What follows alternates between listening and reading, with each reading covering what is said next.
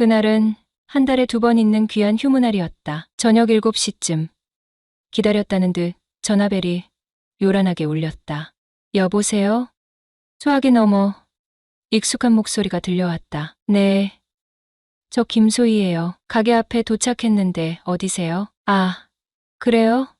제가 앞으로 바로 나갈게요. 전화를 끊고 서둘러 가게 문을 열고 밖으로 나갔다. 그녀는 2년 전 이혼한 친구의 아내였다.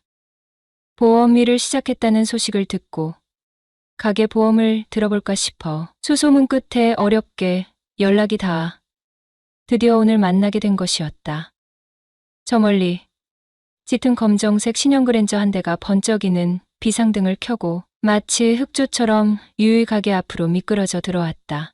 보험일 꽤 잘 풀리나 보네. 속으로 슬쩍 질투심을 느끼며 그녀를 기다렸다. 잠시 후 차 문이 열리고 남색 투피스 오피스룩의 흰 블라우스를 깔끔하게 차려입은 그녀가 조심스럽게 차에서 내렸다. 또각또각 경쾌한 구두 소리를 내며 내 앞으로 다가와 환한 미소와 함께 인사를 건넸다. 그녀는 여전히 이쁘고 매력적이었다. 솔직히 그녀가 어떻게 지내고 있는지 궁금하던 차에 보험은 핑계였는지도 모르겠네요. 창식 씨, 오랜만에 뵙네요. 소희 씨가 맞아요? 얼굴이 너무 좋아지셔서 못 알아볼 뻔했네. 어색한 미소와 함께 인사를 주고받고 가게 안으로 함께 들어섰다. 위험하다고 해야 할까? 아니면 농염하다고 해야 할까? 그녀를 사적으로 몇 번 본 적은 있지만 얼굴만 수수하게 예쁘다고만 생각했지. 몸매가 이렇게까지 훌륭한 줄은 미처 몰랐다. 뒤태가 장난이 아닌 거다. 몸에 착 달라붙는 스커트 때문에 가게 안으로 걸어 들어가는 뒷모습은 그야말로 시선을 강탈하는 듯했다. 마치 예전 여자친구가 볼링 치던 모습에 첫눈에 반했던 것처럼 말이다. 이쪽으로 앉으시죠. 차 한 잔 드릴까요? 네. 시원한 걸로 아무거나 주세요. 창식 씨도 요즘 아주 좋아 보이시네요. 그녀는 결혼 전이나 이혼 후에도 늘 밝게 웃으며 사람을 편안하게 해주는 묘한 매력이 있었다. 네.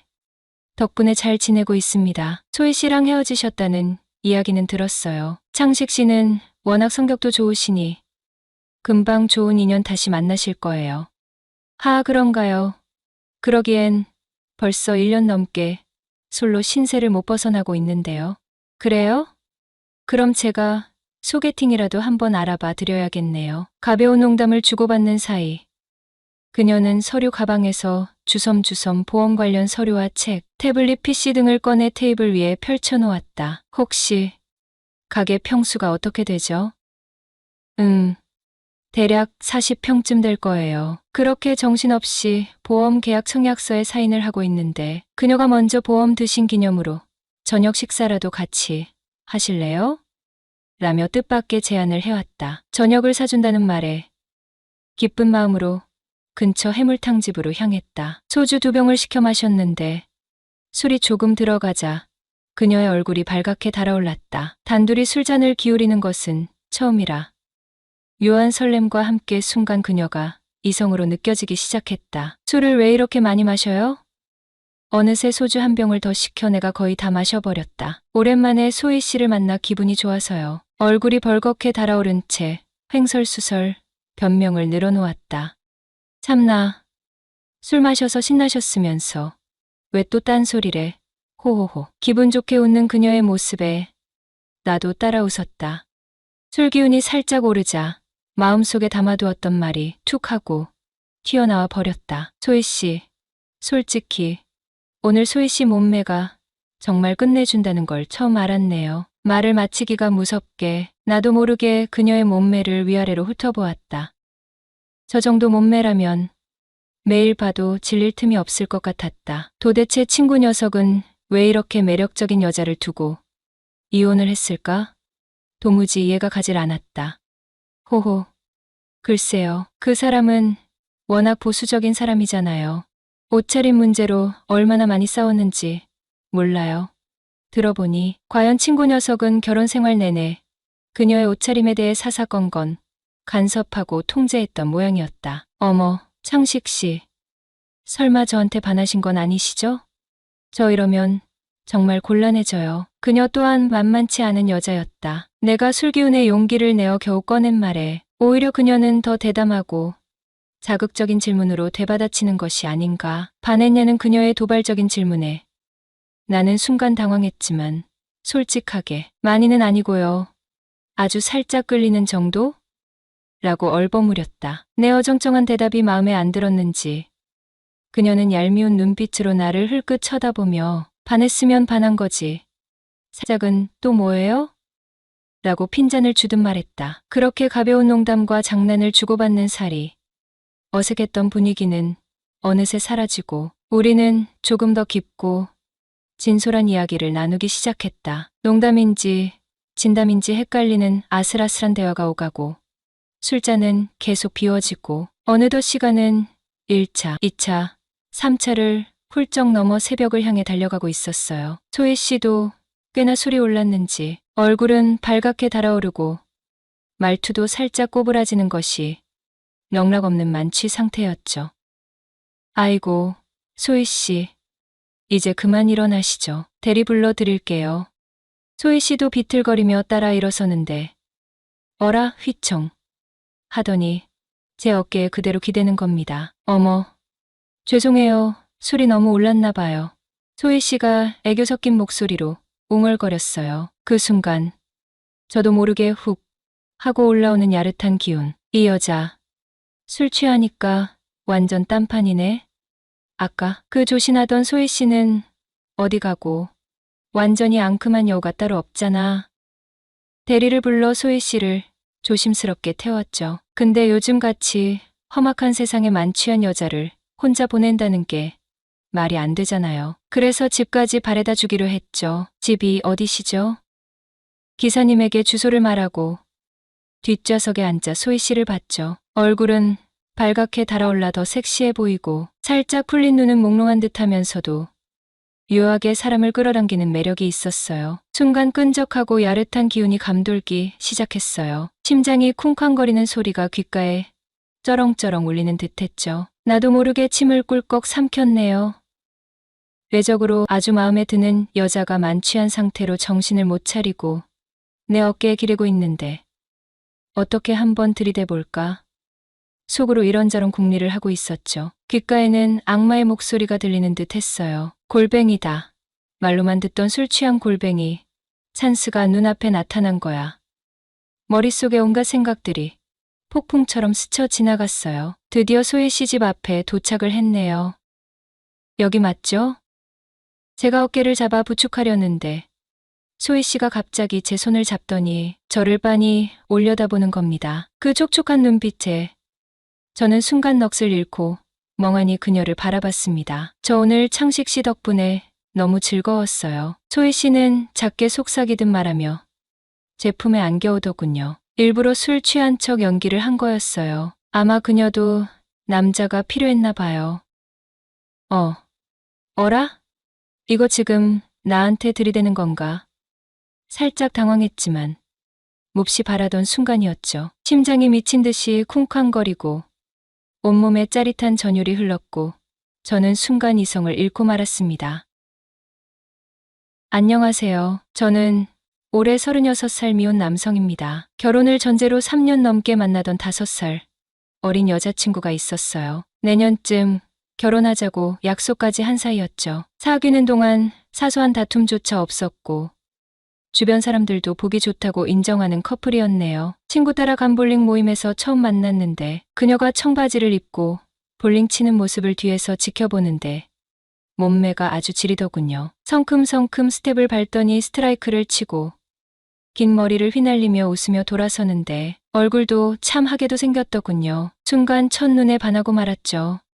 그렇게 인연이 되어 일주일에 최소 3번씩 볼링을 치며 그녀를 만났고 결국 3개월 만에 사귀게 되었죠. 그런데 작년 여자친구의 친한 친구가 불의의 사고로 세상을 떠났어요. 결혼 3년 차에 2살배기 아들을 둔 한창 좋을 때였는데 말이죠. 여자친구는 친구의 갑작스러운 죽음에 너무 힘들어했고 옆에서 지켜보는 저도 안타깝고 슬펐습니다. 여자친구에게 말은 못했지만 저 역시 비슷한 아픔을 겪은 적이 있었기에 그 친구의 마음이 더 잘 이해가 되었죠. 장례식이 끝나고 얼마 지나지 않아 여자친구는 사망한 친구의 사후 처리 문제로 친구 남편을 자주 만나더군요. 저는 시리에 빠진 여자친구에게 먼저 데이트하자고 하기가 미안해서 여자친구가 먼저 만나자고 할 때만 만났네요. 그렇게 2달 가까이 회사와 집만 오가며 지냈어요. 하지만 어느 날부터 여자친구는 거의 매일같이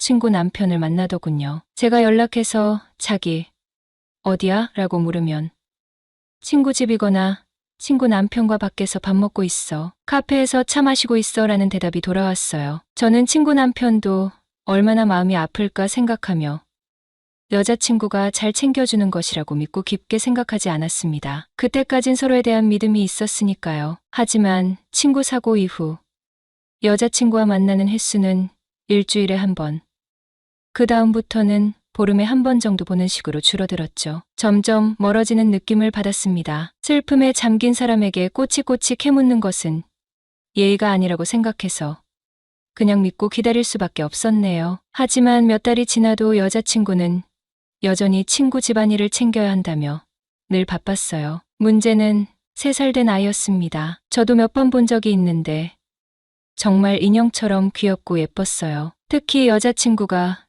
그 아이를 무척 예뻐했습니다. 엄마가 하늘나라로 간 후 여자친구가 아이를 돌보는 시간이 많아지면서 자연스럽게 친구 남편과도 자주 만나게 되었고 저와 함께하는 시간은 줄어든 거였죠. 어느 날 죽은 친구 남편이 술에 취해 여자친구에게 너무 힘들다. 아이 돌봐줄 사람도 없는데 앞으로 어떻게 살아야 할지 모르겠다는 카톡 메시지를 보낸 것을 우연히 보게 되었습니다. 그리고 언제부터인가 여자친구 차에는 항상 아기 카시트가 설치되어 있더군요. 또 한 번은 밤 11시가 넘어 데이트를 하던 중 아이가 계속 울고 그치지 않는다는 연락을 받고 여자친구는 급하게 가봐야 한다며 거의 보름 만에 데이트를 뒤로하고 뛰쳐나가듯 가버리더군요. 순간 당황스러웠습니다. 나는 여자친구에게 대체 무슨 존재인가? 점점 관계가 끝나가고 있다는 것을 다시 한번 확인하는 순간이었어요. 그날 밤 집에 돌아와 전화하며 기분 상한 티를 냈더니 여자친구가 미안했는지 친구 남편이 저를 보고 싶어 한다며 셋이 함께 저녁 식사를 하자더군요. 바로 다음 날 퇴근 후 3시 저녁을 먹었는데 식사 자리에서 여자친구와 친구 남편은 저를 투명인간 취급하듯 둘만 아는 친구 이야기를 나누고 지난주 둘이 갔던 식당이 여기보다 맛있더라. 다음에 만나서 먹을 메뉴를 정하자. 밥 먹고 드라이브 가고 싶다는 등의 이야기를 둘만 주고받더군요. 여자친구는 맞장구를 치며 웃었고 오랜만에 보는 밝은 모습에 순간 놀랐습니다. 아니, 놀랐다기보다 충격에 가까웠죠. 제 앞에서 늘 우울한 모습만 보였기에 웃음을 잃은 줄 알았는데 그게 아니었던 겁니다. 저는 불편한 분위기에 굳이 대화에 끼어드는 것이 예의가 아닌 것 같아 조용히 밥만 먹었네요. 최근 여자친구의 태도가 미묘하게 달라졌다는 것을 느꼈어요. 사람의 감이란 게 있잖아요. 아무래도 2사람 사이에 뭔가 일이 생긴 것 같았네요. 거의 반년 가까이를 마치 부부처럼 붙어 지냈으니 한창 나이에 정분이 안 드는 것이 오히려 이상할 정도였으니까요. 여자친구는 연락도 잘 받지 않았고 피하는 듯한 느낌을 받았거든요. 남자 목소리가 들리는 상황에서도 제게 친구랑 있다고 둘러대며 금방 갈게 라고 통화하는 것을 들었거든요. 반년이 넘는 시간 동안 변하지 않는 여자친구의 모습에 저 또한 점점 지쳐갔죠. 처음에는 아내와 사별한 친구 남편이 안쓰러워서 위로하려는 것이라고 생각했지만 시간이 지날수록 여자친구는 저에게 소홀해지고 무슨 일이든 친구 남편과 상의하고 저보다 그 남자를 훨씬 더 자주 만나 챙기는 모습에 서운함을 느꼈습니다. 서운한 마음을 내비치면 여자친구는 저를 이상한 사람 취급하며 지금 상황이 얼마나 힘든지 이해해야 한다. 이런 것도 이해 못해주면 평생 함께할 수 있겠냐며 오히려 저를 몰아세웠거든요. 마치 친구의 죽음이 무적 강패처럼 느껴졌습니다. 왜냐하면 그 이야기를 꺼내면 저 역시 할 말이 없었으니까요. 결국 여자친구를 만나 솔직하게 이야기했죠. 친구 때문에 힘든 건 알겠지만 옆에 있는 내 생각도 좀 해달라고 말했습니다. 죽은 사람은 죽은 사람이고 산 사람은 살아야 하지 않겠냐며 나 몰래 친구 만난다고 하면서 그 남자 만나러 가는 것도 다 알고 있었다. 주말마다 그 집에서 지내는 것도 알고 있다고 털어놓았습니다. 모르는 척 넘어가려고 했지만 그러다 우리 사이가 더 나빠질 것 같아 솔직하게 털어놓고 싶었다. 늦어질수록 서로에게 상처만 남을 것 같으니 앞으로 어떻게 할지 진지하게 이야기해보자고 했습니다. 그제야 상황의 심각성을 알았는지 여자친구는 울기 시작했어요. 오빠가 그렇게 힘든 줄 몰랐다. 자신도 친구 때문에 힘들고 형부가 안쓰럽고 친구가 떠나기 전 자신에게 조카를 부탁해서 그랬다며 울먹였습니다. 그리고 앞으로 오빠에게 더 집중하도록 노력하겠다며 미안하다고 사과를 하더군요. 여자친구의 사과를 들으니 꽉 막혔던 감정이 한순간에 뻥 뚫리는 듯 시원했습니다. 오히려 여친의 순수하고 고운 심성을 몰라본 것 같단 생각이 들어 배가 미안해지는 순간이었어요. 그러고 이틀 뒤였나 갑자기 그녀에게서 전화가 왔어요. 잘 지내보자고 했으니 이번 주말을 같이 보내자는 말을 하려나? 연애 초처럼 괜히 설레는 마음으로 전화를 받았는데 전화 받자마자 그녀가 한숨을 푹 쉬더니 갑자기 헤어지자는 거예요. 앞으로도 그 집을 계속 챙겨야 할 것 같다면서 혹시나 했는데 역시나였어요. 자세한 이야기를 들어보니 그 남자가 사별하고 너무 힘들어할 때 술을 잔뜩 마시고 새벽에 제 여자친구에게 연락해서 만나자고 했다는 거예요. 그래서 그 남자 집에서 만났는데 외롭다 힘들다 넋두리를 하다가 갑자기 제 여자친구를 끌어안고 엉엉 울더래요. 그렇게 울다가 둘 다 잠이 들었는데 어쩌다 보니 선을 넘어버린 거죠. 그러고 나서도 이번이 마지막이다. 진짜 마지막이야 하면서 울면서 매달리는 남자를 매몰차게 뿌리치지 못하고 결국 몇 번 더 그 짓을 반복하게 되었다는 겁니다. 저보다 그 남자가 더 좋았던 모양이죠. 한마디로 이틀 만에 저를 버리고 그 남자를 선택한 거였어요. 저를 버리고 가면 그 남자가 책임을 진다고 했겠죠. 그 후로 그녀와는 연락조차 되지 않았고 결국 그렇게 끝이 났습니다.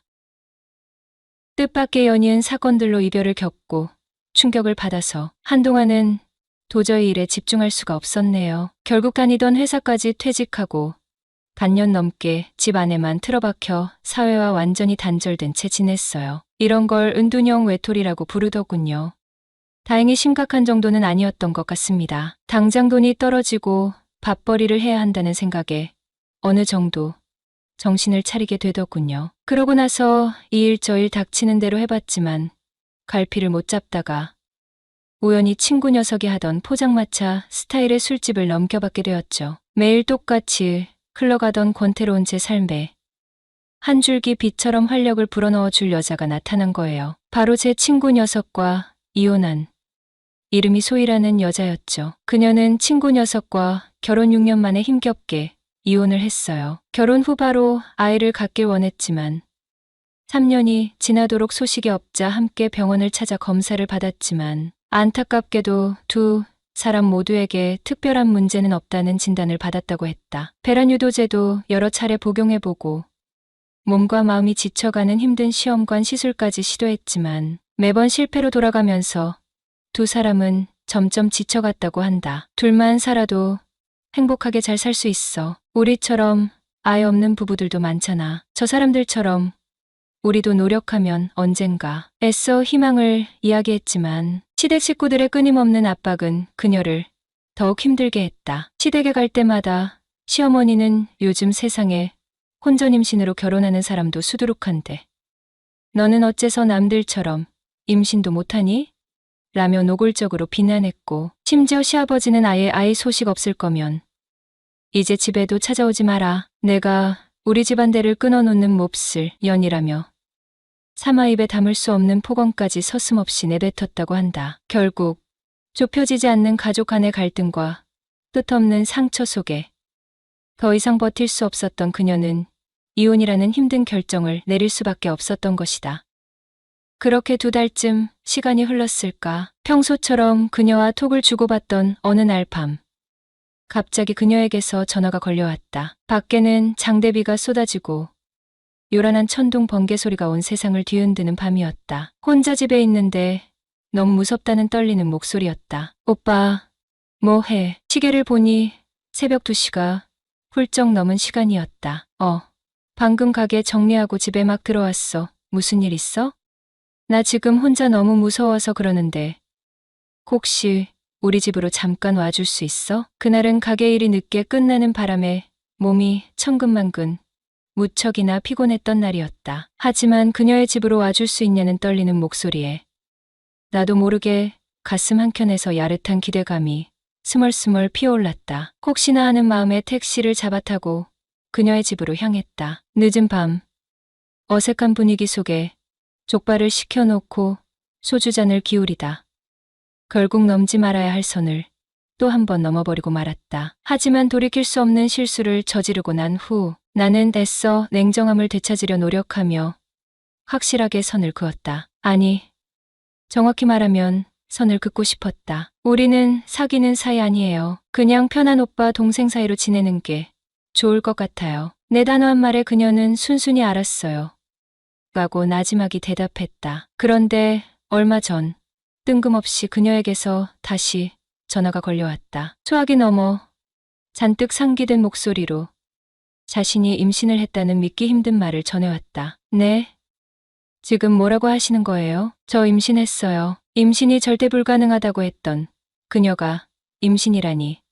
그것도 딱 한 번의 실수로. 나는 도저히 이 상황을 믿을 수가 없었다. 당혹감과 혼란스러움에 머릿속이 하얗게 비워지는 듯 했다. 소희는 어렵게 찾아온 아이라고 했다. 하늘이 주신 선물이라며 어떻게든 꼭 낳아야 한다고 강하게 주장했다. 그녀의 단호한 태도에 나는 솔직히 조금 부담감을 느꼈다. 정식으로 사귀는 사이도 아니었고 더군다나 친구의 전 와이프라는 복잡한 관계가 자꾸만 머릿속을 맴돌았기 때문이었다. 솔직히 신경이 쓰이지 않을 수 없었다. 하지만 소희가 싫었던 건 절대 아니었다. 오히려 예쁜 얼굴에 글래머러스한 몸매는 딱 내 스타일이었다.